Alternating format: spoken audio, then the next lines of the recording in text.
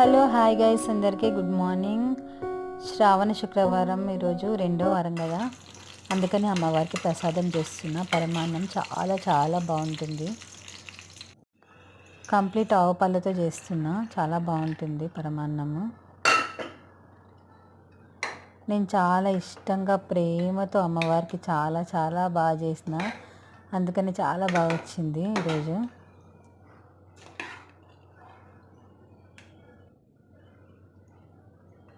Dry fruits roast చేసి ఇందులో పరమాన్నంలో వేసేస్తున్నా.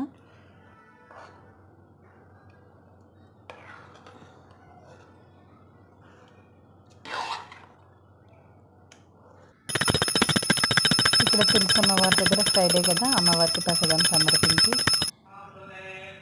ఇక్కడ లక్ష్మీ తల్లికి ప్రసాదం దీపదీప నైవేద్యాలు పెట్టి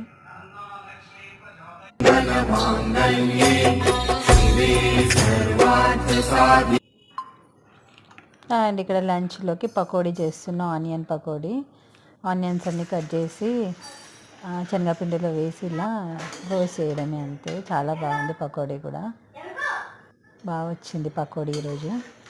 ఆనియన్స్ సన్నగా పొడవుగా కట్ చేసి అందుకు కూడా కరివేపాకు వేయిస్తున్నా. పిల్లలు డైరెక్ట్గా కర్రీలో వేస్తే తినరు, ఇలా రోస్ట్ చేసి పెడితే బాగుంటుంది తినడానికి.